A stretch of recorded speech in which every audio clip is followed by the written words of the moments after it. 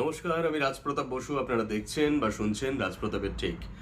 কিশোরী ও নিরুপমার বিবাহ অভিযান যেটি শুরু হয়ে গিয়েছে, যেজন প্রেমের ভাব বোঝে না এই গল্পটি থেকে, তার দ্বিতীয় গল্প, এই সিরিজের দ্বিতীয় গল্প দেখেছি রূপসাগরে মনের মানুষ, আসতে চলেছে রাজপ্রতাপের ঠেকে 14 তারিখ, অর্থাৎ আগামীকাল ঠিক রাত 10টায়।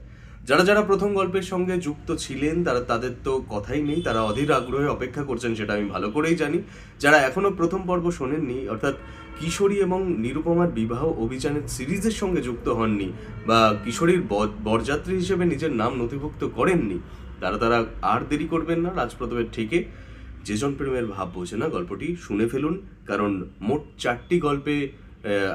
4টি গল্পের আকার নিয়েছে এই গোটা সিরিজটি, এবং প্রত্যেকটি গল্পই 1 ঘন্টার ওপরে।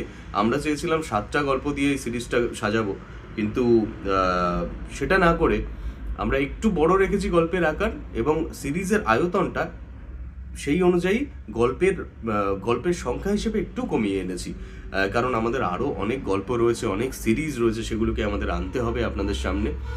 তো আপনাদের বড় গল্প শুনতে আশা করি আপত্তি নেই, সেই জন্যে আমরা এই সিদ্ধান্ত নিয়েছি। তো যাই হোক, দ্বিতীয় গল্প কিশোরী ও নিরুপমার বিবাহ অভিযান সিরিজের দেখেছি রূপসাগরে মনের মানুষ, শুধুমাত্র রাজপ্রতাপের থেকে আগামীকাল ঠিক রাত 10টায়। ধন্যবাদ।